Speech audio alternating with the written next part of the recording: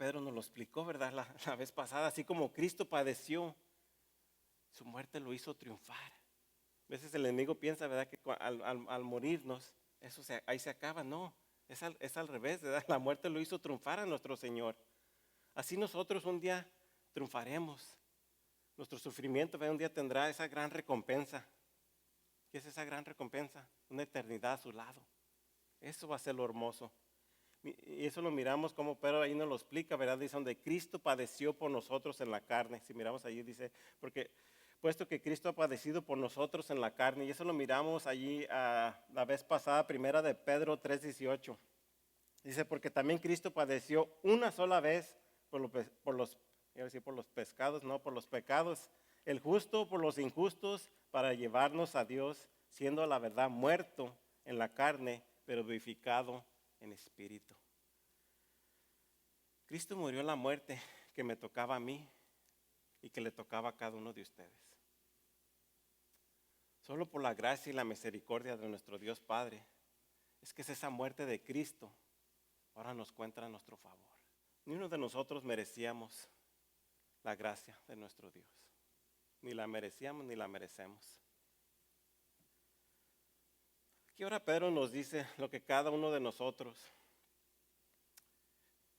que nos decimos ser cristianos tenemos que hacer. Y es donde seguimos, donde dice, vosotros también armaos del mismo pensamiento, pues quien ha padecido en la carne terminó con el pecado. Estas últimas semanas me ponía a pensar, a meditar, en qué es ser un cristiano. ¿Cuántas veces nos hemos preguntado, ¿soy de veras un cristiano? ¿Un verdadero cristiano genuino? No sé cuántas veces se harán usted las preguntas o se las habrán hecho alguna vez.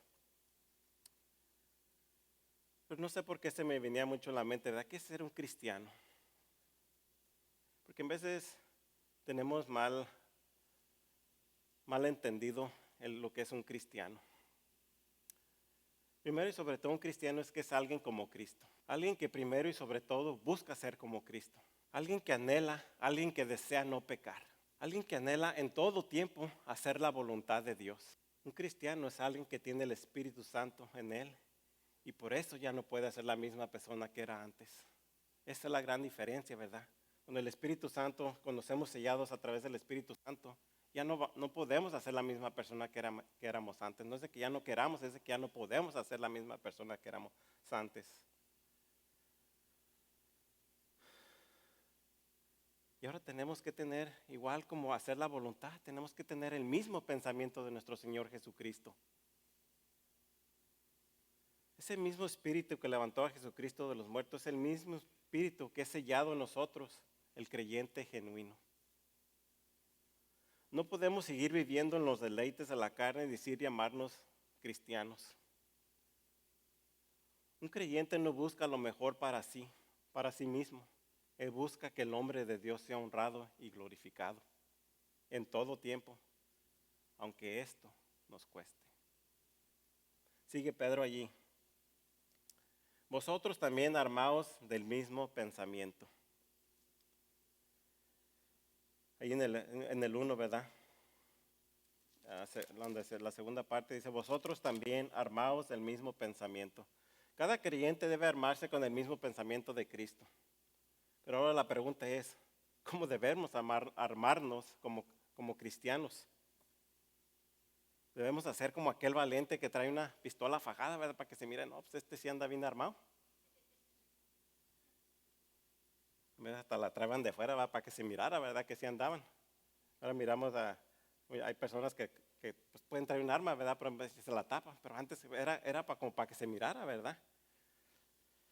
¿Cuál es el arma del cristiano? Esta, ¿verdad? La palabra. Esta es nuestra arma.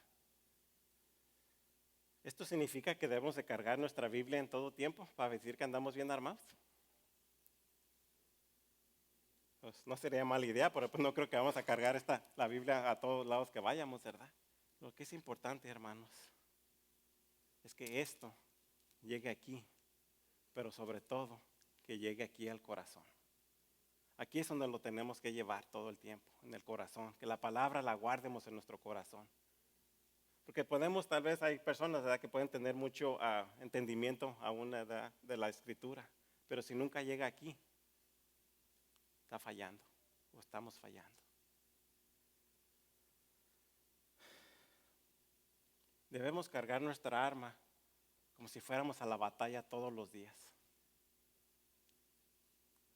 Aquí nos dijo Pedro, ¿verdad? Vosotros también armaos del mismo pensamiento. Debemos ser como aquel soldado que sale a pelear sabiendo que puede ser herido, aún muerto en el campo de batalla, pero él está dispuesto a hacerlo por lo que ha creído. Así nosotros debemos armarnos de la palabra de Dios para poder combatir con el enemigo. ¿Qué es el enemigo? Todas las cosas de este mundo, ¿verdad? Y eso tiene que ser día a día, minuto a minuto, segundo a segundo, ¿verdad? Tiene que ser algo constante, no podemos bajar la guardia. Este mundo está lleno de oscuridad. En cuanto bajamos la guardia, lo sabemos, hermanos. ¿Cuánto nos hemos descuidado de la palabra? Pienso que en un momento u otro todos, ¿verdad? Yo por mí digo, ¿sabes qué? Yo en veces, por una cosa u otra, ¿verdad? En veces salemos de vacaciones, lo que sea, una semana que no venimos a la iglesia, sentimos ese vacío en nuestras almas. Cuando en veces por una cosa u otra no leíamos nuestra Biblia, sentimos que nos hace falta la palabra. Y esa tiene que ser la hambre, esa tiene que ser, esa es nuestra arma, ¿verdad? Si en cuanto decimos, ¿sabes qué? Y sucede, ¿verdad? Que entre bajamos nuestra guardia, dejamos de leer nuestra Biblia, dejamos de orar, viene el enemigo, parecen como esos dardos de edad que hasta nos atacan más. ¿Por qué? Porque bajamos la guardia, ya no estamos armados. ¿Qué le sucede a ese soldado que sale a pelear sin sus armas al campo de batalla? ¿Qué le va a suceder a ese soldado? Ese soldado será una presa fácil. Así nosotros, hermanos, si cuando nos despertamos por la mañana o a la hora que se despierta, uno se despierta un poquito más tarde, hay que darle gracias a Dios, que lo primero que cuando nos levantemos es darle gracias a Dios. Que ese sea nuestro motivo, ¿verdad? Porque gracias, Señor, porque pude abrir mis ojos, ¿verdad? Gracias, pues, Señor, porque me puedo levantar, orar y decirle, Señor, pongo en mi vida en tus manos en este día, que seas tú ayudándome, que seas tú glorificado en esta tarde a través de mi vida, ¿verdad? En este día, en esta tarde, en este día. Ya se supieron a qué horas me levanto, ¿verdad? Dije que en esta tarde, nada se crea. Tenemos que estar armados de la palabra, como ese soldado está armado con sus armas. ¿Cuándo han visto un policía afuera sin su pistola? No lo mirarán, ¿verdad? Todo el tiempo la carga. Miren, si lo miramos en forma positiva, vayan conmigo allá a Lucas 9, del 23 y el 24. Lucas 9, 23 y 24. Dice, y decía a todos, si alguno quiere venir en pos de mí, niéguese a sí mismo. Dice, tome su cruz cada día y sígame. Tenemos que tomar su cruz y seguirlo. Cuando leí esta parte de sígame, donde dice sígame, me recordaba como el Chavo del Ocho. ¿Cuántos se acuerdan del Chavo del Ocho? O sea, a lo mejor ya estoy más viejo, ¿verdad? No, ya son las caricaturas diferentes tal vez. ¿Qué decía el Chavo? Sígame los buenos. Pero ¿quién de nosotros seamos buenos? Ni uno, ¿verdad? Esa es la palabra que ni uno somos buenos. Pero Cristo no busca buenos. ¿Qué es lo que Cristo busca en nosotros? Obediencia. Obediencia de nosotros. ¿Qué dice la palabra en Samuel? Dice, obediencia quiero de nosotros, no sacrificio. Eso es lo que el Señor quiere de nosotros. Por eso me recordaban, decían, síganme, pero síganme los que quieran obedecerme. Termino el 24, ahí termina Lucas 9, 24, dice, porque todo el que quiera salvar su vida, la perderá, y todo el que pierda su vida por causa de mí, la salvará. Y ahora si lo miramos en una forma negativa, vayan conmigo a Mateo 10, el 38 y el 39. Mateo 10, 38 y 39. Aquí ahora, primero decía en Lucas 9, ¿verdad? Si alguno quiere venir en pos de mí, ahora dice lo contrario. Dice, el que no toma su cruz y sigue en pos de mí, ¿qué dice?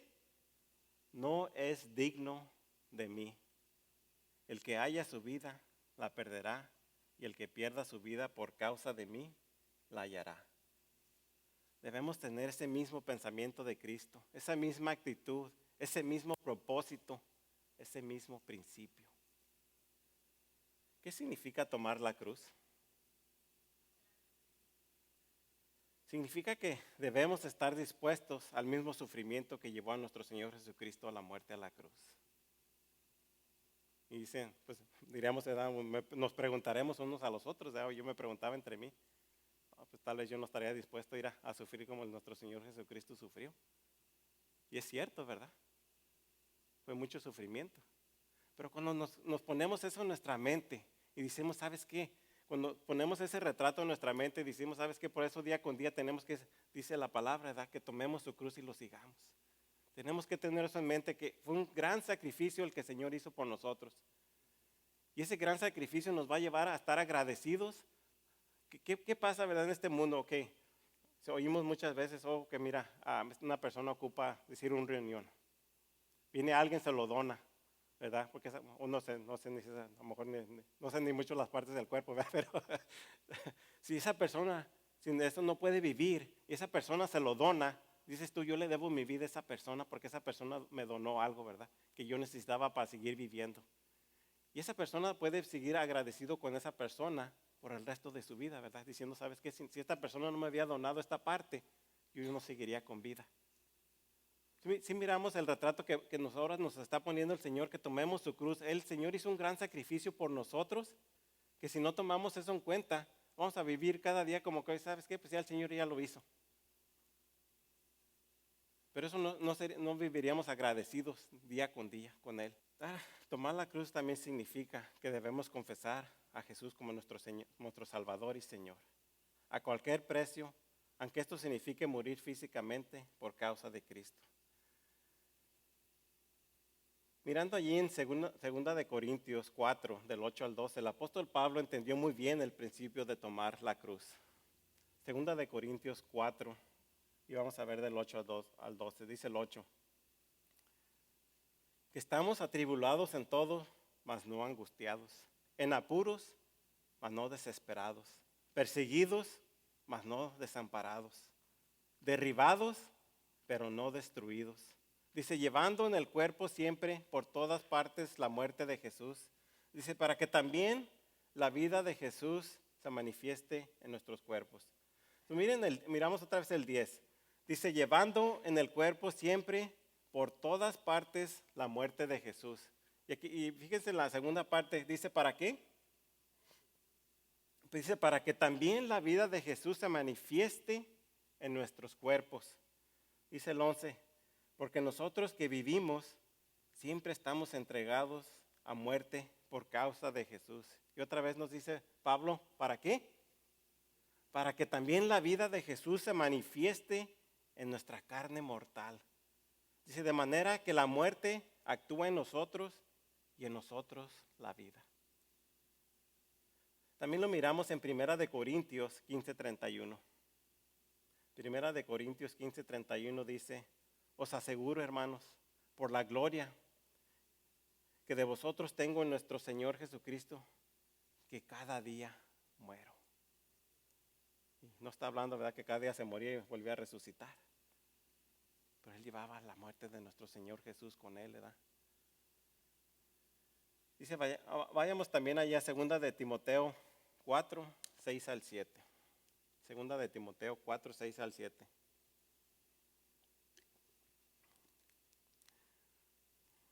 Dice, porque yo estoy por ser sacrificado y el tiempo de mi partida está cercano. Dice el 7, que este debe ser el anhelo de cada cristiano. He peleado la buena batalla, he acabado la carrera, he ha guardado la fe. Pablo terminó peleando la buena batalla, terminó la carrera, terminó en fe. Eso es terminar bien armado. No se pudo ver armado mejor, ¿verdad? Ese traba toda la armadura del Señor. También miramos cómo a lo largo de la historia de la iglesia, miles de mártires han estado dispuestos a morir. Y esto lo miramos en Hebreos 11, del 35 al 38. Hebreos 11, 35 al 38 dice, las mujeres recibieron sus muertos mediante resurrección. Dice, mas otros fueron atormentados, no aceptando el rescate a fin de obtener mejor resurrección. Dice, otros experimentaron vituperios y azotes, y además de esto, prisiones y cárceles. Fueron apedrados, aserrados. ¿Qué dice allí? Puestos a prueba. Muertos a filo de espada. Anduvieron de acá para allá cubiertos de pieles de ovejas, de cabras, pobres, angustiados, maltratados. Dice, de los cuales el mundo no era digno, errando por los desiertos, por los montes, por las cuevas y por las cavernas de la tierra. ¿Y todo por qué? ¿Por qué sufrieron todos estos? Porque se armaron del mismo pensamiento de nuestro Señor Jesús. Se armaron del mismo pensamiento que es nuestro Señor Jesús. ¿Qué era su objetivo? ¿Qué era el objetivo de todos estos hombres de antes? Hacer la voluntad del Señor, ¿verdad? Costara lo que les costara.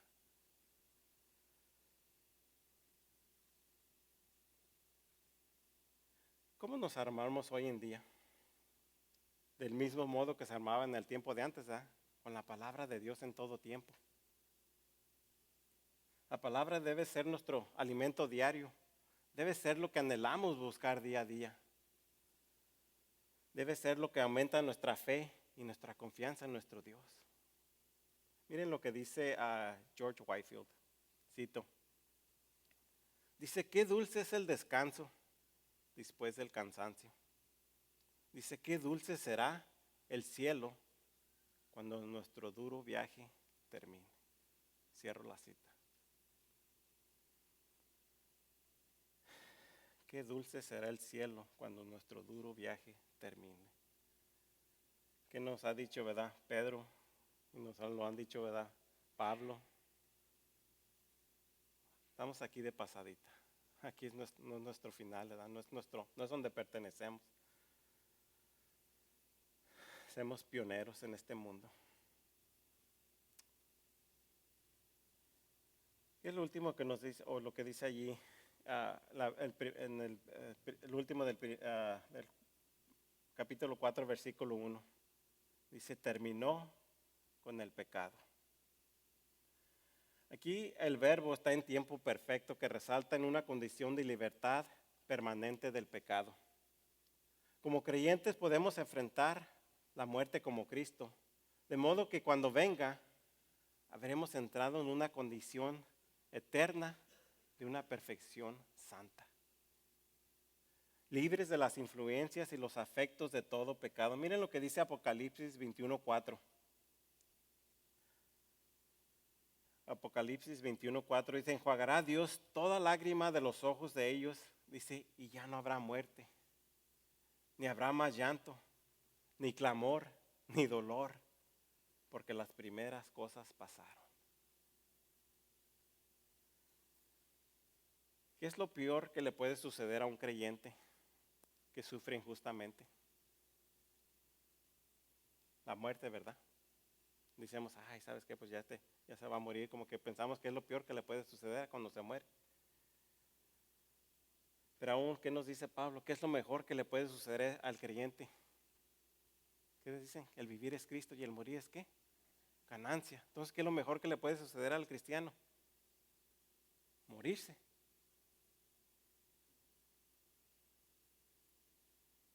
De igual manera, ¿verdad? La muerte puede ser lo peor o puede ser lo mejor. Para el cristiano es lo mejor que le puede suceder. ¿Qué es nuestra meta en este mundo? Liberarnos del pecado, ¿verdad? eso que constantemente nos ataca. Pero de igual manera, ¿cuál es el arma más peligrosa del enemigo? La muerte. ¿Por qué? Porque mientras que hay vida hay esperanza. Ya muertos, si no hay un nuevo nacimiento, si no hay un arrepentimiento en vida, ya de muertos ya nadie puede hacer algo por nosotros, por nadie, ¿verdad? No podemos, ni alguien, ni un cristiano puede decir, ¿sabes qué? ¿Te moriste sin Cristo? No, ya no se puede hacer nada. Pero para el creyente nacido de nuevo, que ha tenido un arrepentimiento genuino, la muerte ya no tiene poder en nosotros. Pablo resume el triunfo que los creyentes tienen sobre el pecado y la muerte en 1 Corintios 15, del 54 al 58. 1 Corintios 15, del 54 al 58 dice: y cuando esto corruptible se haya vestido de incorrupción, y esto mortal se haya vestido de inmortalidad, entonces se cumplirá la palabra que está escrita: sorbida es la muerte en victoria. ¿Dónde está, muerte, tu aguijón? ¿Dónde está, sepulcro, tu victoria? Ya que el aguijón de la muerte es el pecado, y el poder del pecado, la ley. Dice, mas gracias sean dadas a Dios que nos da la victoria por medio de nuestro Señor Jesucristo. Así que, hermanos míos amados, ¿qué dice? Estar firmes y constantes. Dice, creciendo en la obra del Señor siempre, sabiendo que vuestro trabajo en el Señor no es en vano. El 58 lo quiero volver a leer. Así que, hermanos míos amados, estar firmes y constantes, creciendo en la obra del Señor siempre, sabiendo que vuestro trabajo en el Señor no es en vano. Miren cómo lo traduce la Nueva Biblia de las Américas, ahí 1 Corintios 15, 54. Dice, pero cuando esto corruptible se haya vestido de incorrupción y esto mortal se haya vestido de inmortalidad, entonces se cumplirá la palabra que está escrita: devorada ha sido la muerte en victoria. ¿Cuál es la muerte espiritual? Estar apartados de Cristo. Y hermanos, eso es lo peor que les puede suceder a cualquier ser humano. No tener a Cristo es lo peor que nos puede suceder a cada uno de nosotros.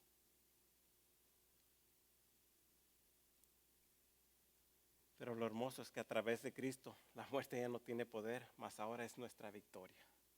Versículo 2. Dice, para no vivir el tiempo que resta en la carne conforme a las concupiscencias de los hombres, sino conforme a la voluntad de Dios. Espero que entendamos, hermanos, que todo pecado es una desobediencia a Dios. En este mismo sentido, todo pecado es un acto personal de rebelión por parte del creyente contra Dios. ¿Qué nos dice el rey David en el Salmo 51:4? Contra ti solo he pecado y he hecho lo malo delante de tus ojos. ¿A quién le había fallado el rey David? A Dios. Ese era su más, ¿verdad? Y eso debería ser para cada uno de nosotros. No nos fallamos unos a los otros, a nuestra pareja, al que sea, ¿verdad? A nuestro compañero, a nuestros hermanos. El que le fallamos es a Dios. Pero se dice, contra ti solo he pecado y he hecho lo malo delante de tus ojos. Otro ejemplo lo miramos ahí en el Sermón del Monte, cuando Jesús les advierte a sus oyentes en términos muy personales acerca de la desobediencia, en Mateo 7, del 24 al 27. Mateo 7, del 24 al 27 dice, cualquiera pues que oye estas palabras y las hace, las compararé a un hombre prudente, que edificó su casa sobre la roca. Descendió lluvia y vinieron ríos, y soplaron vientos y golpearon contra aquella casa y no cayó. ¿Por qué? Porque estaba fundada sobre la roca. Dice el 26, pero cualquiera que me oye estas palabras, dice, y no las hace, las compararé a un hombre insensato, que edificó su casa sobre la arena, y descendió la lluvia y vinieron ríos y soplaron vientos y dieron con ímpetu contra aquella casa y cayó, y fue grande su ruina. Hermanos, podemos engañar a otros, incluso engañarnos a nosotros mismos, ¿verdad? A veces hasta nosotros mismos nos hacemos tan buenos que hasta nosotros mismos nos engañamos. Cuando nos queremos hacer a decir algo, no, eso es y eso es. Pero hay alguien que no podemos engañar y ese es a Dios. Dios conoce nuestro corazón. Dios conoce por qué hacemos lo que hacemos. Examinemos nuestras vidas. Hermanos, si no se alinean con la palabra, hay un problema. Y créanme que el problema no lo van a encontrar en la palabra. El problema lo vamos a encontrar en cada una de nuestras vidas.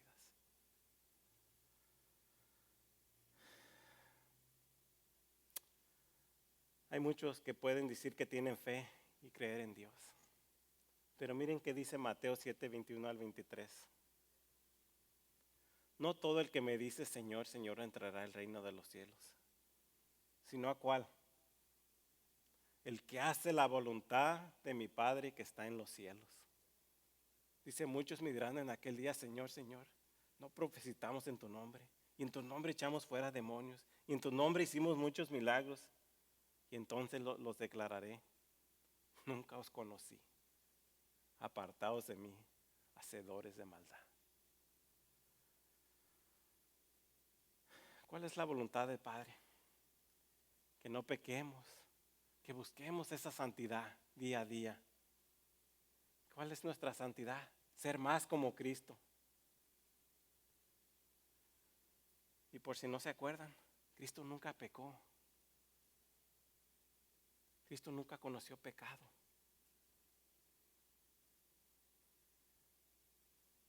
¿Y por qué? Porque hizo la perfecta voluntad de su Padre, ¿verdad? De nuestro Padre.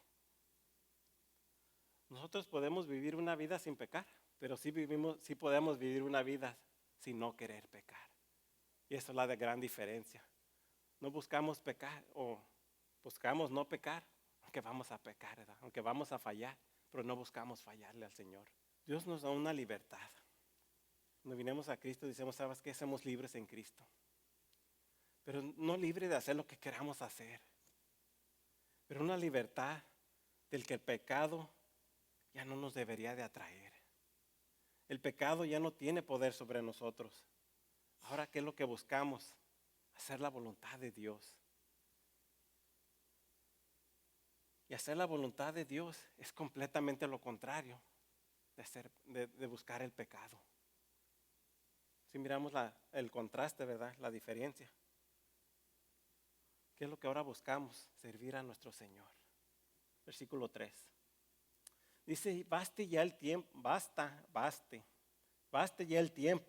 pasado para haber hecho lo que agrada a los gentiles, andando en las islas con concupiscencias, embriagueces, orgías, disipación y abominables de idolatrías. Esto que habla aquí en el versículo 3, esta es la vida pasada de cada uno de nosotros que merecía un juicio. Ahora debe de haber una transformación, una vida nueva que vive por la misericordia y la gracia de nuestro Dios. Cuando preparaba esto se me venía a la mente la mariposa.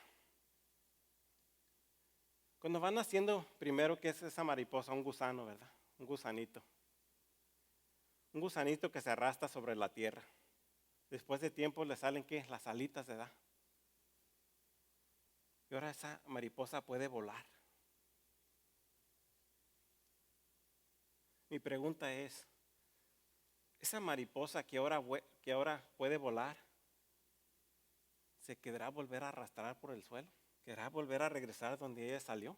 Tenemos que entender, hermanos, que el pecado ya forma parte de nuestro pasado. Nuestro anhelo ya no es hacer lo que el mundo hace. Nuestro anhelo es hacer la voluntad de nuestro Padre. Versículo 4. Dice, a esto les parece cosa extraña que vosotros no corráis con ellos en el mismo desenfreno de disolución y os ultrajan. Aquí miramos cómo para estos lectores de Pedro, esto había sido una forma de vida tan arraigada que cuando los abandonaron a sus compañeros pecadores, que aún no habían sido regenerados, transformados, a ellos les parecía cosa extraña. Y para muchos, a nosotros es la misma, ¿verdad? Vivíamos en una vida que buscábamos el pecado y con los que juntábamos de igual manera, ¿verdad? Todos éramos de los mismos. Que cuando el Señor nos alcanza y ahora ya nos queremos decir juntarnos, estar con ellos por esas cosas que hacen, a ellos les parece como que hasta se asombran, se sorprenden, se ofenden, se resienten. Hermanos, ellos tienen que ver la diferencia al que usted era antes, al que es hoy. Si se ofenden, qué bueno, ¿verdad? Que ya no lo inviten a esas fiestas que antes lo invitaban. Qué bueno, eso es algo bueno, ¿verdad? Eso sí, ¿sabes qué? Si me vas a invitar, eso mejor no me invites. Es la verdad. Y hay cosas que solo cada quien sabemos con qué es lo que batallamos. Y hay cosas que no nos conviene. Los que fueron amigos se pueden convertir en enemigos. Y como dice aquí, y ahora nos ultrajan. Ultrajan significa blasfemar, calumniar o difamar a alguien o hablar mal de alguien. Y esto yo pienso que todo lo hemos experimentado en nuestras vidas, ¿verdad? No, mira, pues a este ya le lavaron el cerebro, mira, no, pues ¿pa qué? No, ya, este hijo, ya lo perdimos. Tenemos que tener cuidado con qué nos juntamos. Sí, es algo muy importante. Yo sé que en veces dice, ok, pues Cristo se juntó con los pecadores, sí, ¿verdad? Pero ¿qué les habló Cristo?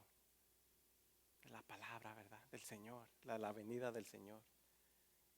Y como creyentes, claro que tenemos esa obligación, ¿verdad? De seguir hablándoles de la palabra.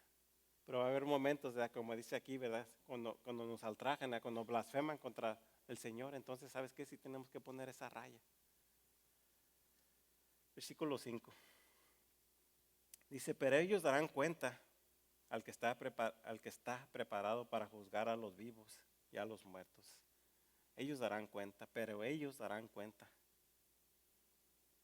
Esto significa que un día tendrá que pagarse lo que se debe.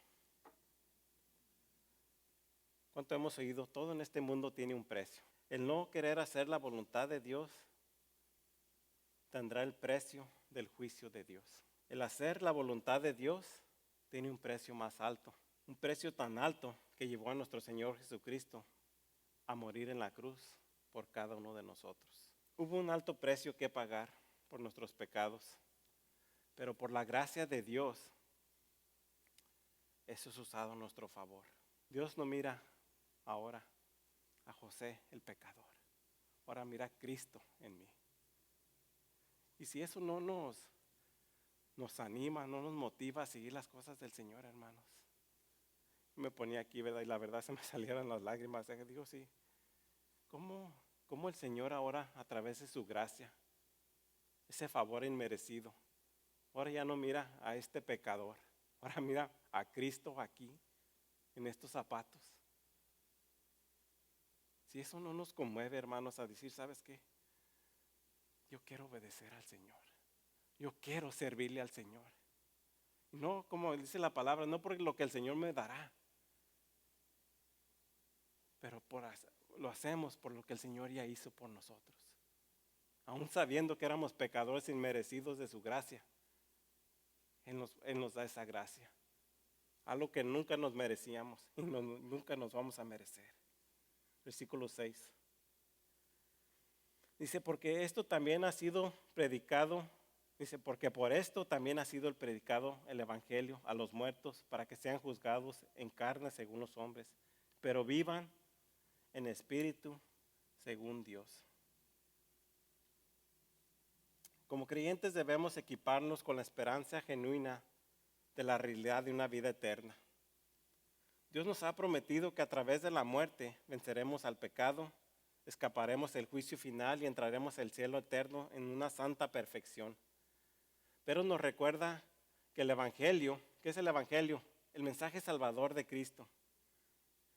También ha sido predicado, o en otras palabras, ha sido anunciado incluso a los muertos. ¿Y qué está hablando? ¿Cuáles eran esos muertos? Aquellos que no estaban aquí, ¿verdad? Cuando Pedro estaba escribiendo esta carta, aquellos que ya habían muerto. Esto es lo que hemos estado viendo, ¿verdad? Los jueves en nuestros estudios por mi hermano Ángel, ¿verdad? Ahí en Primera de Tesalonicenses. Vayan conmigo allá, Primera de Tesalonicenses 4, del 13 al 18. Primera de Tesalonicenses 4, del 13 al 18. Dice el 13, tampoco queremos, hermano, que ignoréis acerca de los que duermen. ¿Cuáles son los que duermen? Los que ya habían muerto, ¿verdad? Para que no os entristezcáis como los otros que no tienen esperanza. Dice, porque si creemos que Jesús murió y resucitó, así también traerá Dios con Jesús a los que durmieron en él. Dice, por lo cual os decimos esto en palabra del Señor, que nosotros que vivimos, que habremos quedado hasta la venida del Señor, no procederemos a los que durmieron. Porque el Señor mismo con voz de mando, con voz de arcángel y con trompeta de Dios descenderá del cielo y los muertos en Cristo resucitarán primero. Dice el 17, luego nosotros los que vivimos, los que hayamos quedado, seremos arrebatados juntamente con ellos en las nubes para recibir al Señor en el aire. Y así estaremos siempre con el Señor. Por tanto, alentaos los unos a los otros con estas palabras. Es una hermosa esperanza de vida eterna la que nos ofrece nuestro Señor. Vamos a dejar aquí, paramos en el 6, seguimos en el 7 para la semana que viene, la vez que viene. Viniendo esta mañana hacia aquí, ¿verdad? Se me venía a la mente Efesios 6:10. Vayan conmigo allí, Efesios 6:10, por favor. Y esto no lo van a encontrar en pantalla. ¿Cómo nos vestimos con la armadura de Dios? Mira, vamos a leer del Efesios 6:10. Vamos a leer hasta el 18. Dice, por los demás, hermanos míos, fortaleceos en el Señor y en el poder de su fuerza. Dice, vestíos de la armadura de Dios para que podáis, ¿qué? Estar firmes contra las acechanzas del diablo. Dice, porque no tenemos lucha contra sangre y carne, sino contra principados, contra potestades, contra los gobernadores de las tinieblas de este siglo, contra huestes espirituales de maldad en las regiones celestes. Dice, por tanto, tomad, dice, una parte de la armadura. Dice, por tanto, tomar toda la armadura de Dios para que podáis resistir en el día malo y habiendo acabado todo, estar firmes. Estar pues firmes, ceñidos vuestros lomos con la verdad y vestidos con la coraza de justicia y calzados los pies con el aspreto del evangelio de la paz. Dice el 16, sobre todo, tomad el escudo de la fe, con que podáis apagar todos los dardos del fuego del maligno. Dice, tomar el yelmo de la salvación y la espada del Espíritu, que es ¿qué? La palabra de Dios. Si quiere ir pasando al grupo de la alabanza. Miren lo que dice Charles Spurgeon. Cito. Cuanto más cielo hay en nuestras vidas, menos tierra codiciaremos. En otras palabras, tenemos que armarnos de la palabra de Dios para no desear las cosas pecaminosas de este mundo. Cuando más nos alimentamos de la palabra, créanme hermanos, el pecado no tiene poder contra la palabra. Necesitamos desear ser la voluntad de Dios en todo tiempo. No es algo que naturalmente, ¿sabes qué? El Señor me alcanzó, yo voy a hacer perfectamente la voluntad del Señor. Es algo que tenemos que desear hacer. Necesitamos que cargar nuestra cruz y seguir a Cristo. Y esto es algo que debemos hacer constantemente, hermanos.